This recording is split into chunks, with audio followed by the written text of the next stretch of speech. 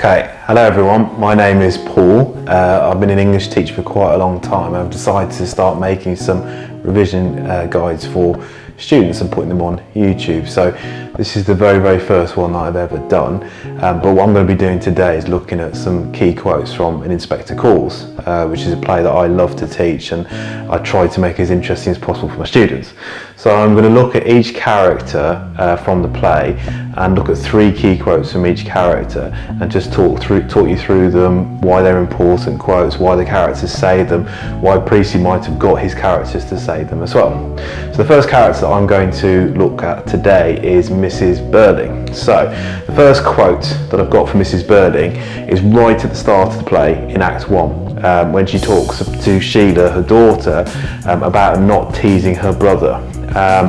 And she talks about how men with important work sometimes have to spend nearly all their time and energy on their business. So right from the start of the play, Mrs Birling acts as a symbol for what's called the Patriarchal Society, or a society where men have all the power, have all the important roles within society. Mrs Birling makes clear to Sheila, a young woman in Edwardian society, that she needs to let men have their time, have their opportunities to talk to each other about the business that they have. It therefore implying that actually the business that Sheila does, what Sheila does in life, isn't actually very important. So Mrs Birling, right at the start of the play, acts as a symbol for that patriarchal society where men have the power over women. So that's one really important. The second one I want to look at with Mrs Birling is the stage directions when she comes into the play in Act 2. It says that she enters briskly and self-confidently, quite out of key with the little scene that's just taken place. So Mrs Birling has no idea what Gerald and Sheila have just been talking about in terms of Gerald's relationship or what they've been saying to each other. So we've got a really good example here of what's called dramatic irony, where the audience of a play know more than some of the characters. Mrs Birling walks in self-confidently, she walks in briskly, she's her normal self. Unlike some of the other characters, she's not really had the interaction with the inspector that, say, Sheila or Gerald has had so far. She's been away from the action in another room, not on stage.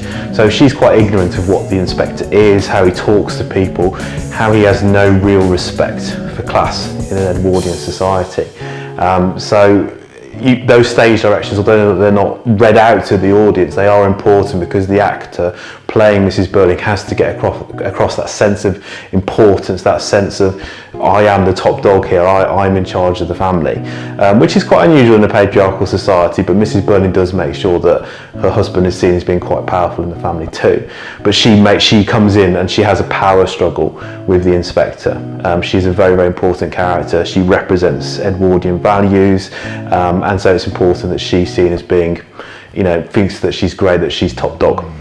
Okay, and then when she's started to speak to the inspector and there's a power struggle that takes place between them, she starts to see what he's about, how he talks to people, and is no respecter of class as well.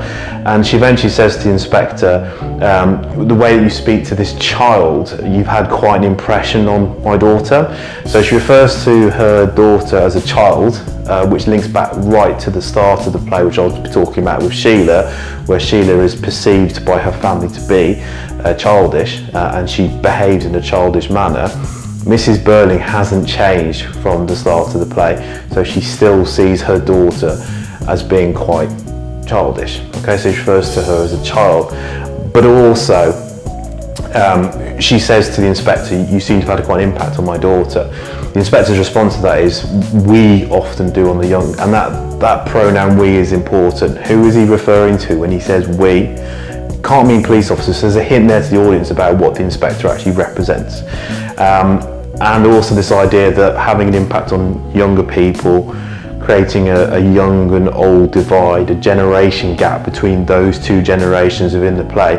Here we really see that starting to come through when Mrs Birling, part of that older generation, is differentiating always being differentiated from the younger characters such as Sheila and Eric. Okay, so I've been through every major character in the play. I haven't spoken about Edna. I know that lots of students love Edna, but she doesn't really say a lot, and she is an important character in many ways, but because she doesn't say anything, I can't really talk about her in terms of key quotes. But I hope you found the video useful.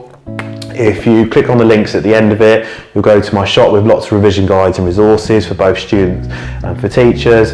You can subscribe to my videos, which I'm hoping to make quite a few from now onwards. You can go to my Twitter feed, to my Facebook feed, there's all sorts of things at the end. Thank you for listening, I hope that was useful.